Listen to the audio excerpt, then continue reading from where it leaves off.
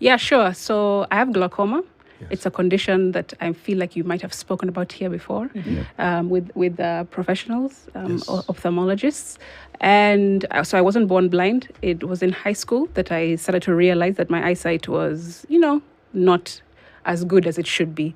I used to be an avid, and I still am, a sports fan. I used to, be on all the teams, house captain, sports captain, extracurricular captain, all those things. But it was doing those things plus the singing, the acting, the being on stage, reading scripts, when I realized, when I read the script, like I've got to squint. Or now that I'm in class, I used to be a backbencher. Every semester or every term, you see me moving a bit more forward, a bit forward, a bit forward.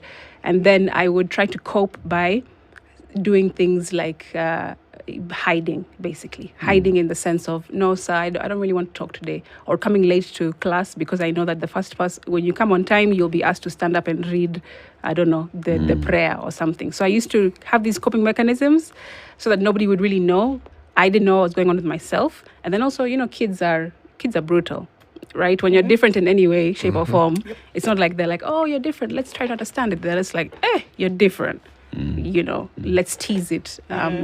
So I was trying to avoid all that by coping. And then when I went to university, fast forward, I went to study in the UK. That's when I went for a normal checkup, because by that time I had some glasses, which I used to use for reading.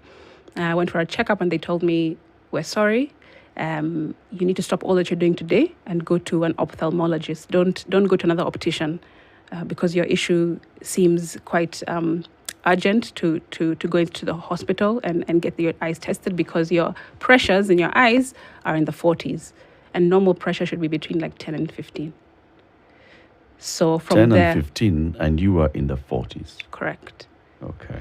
So from there, I did a bunch of tests at the eye hospital, and then I was sat down by the doctor and I was told, this is what you have. It's called glaucoma. It's more aggressive in black people. Because also you're young, it'll have more time to take its effect, because it usually happens to, elderly 70, 80-year-olds.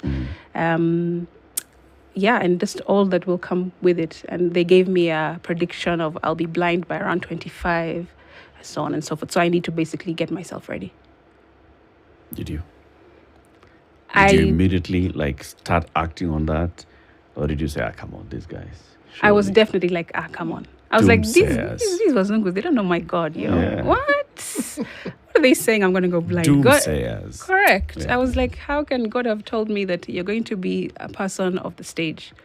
You're going to be a singer. You're going to be somebody who speaks to people, uses your voice. Sportswoman. I need my eyesight, of course. So at that time, I was in denial.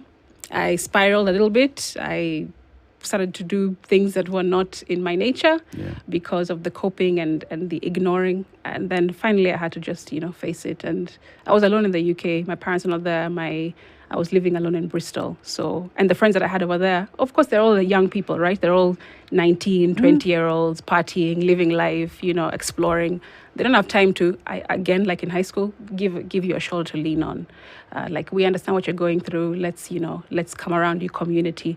So I was doing it very much by myself and with God, I suppose. Yeah. So when I faced it, when I said, okay, all right, God, I'm here now. I can see it's happening, because you can see when your eyesight declines. It's not like you wake up and you don't notice it. So it was something that was with me every morning, every day. And I just came to a place where I said, all right, God, if this is happening, that's cool. But you be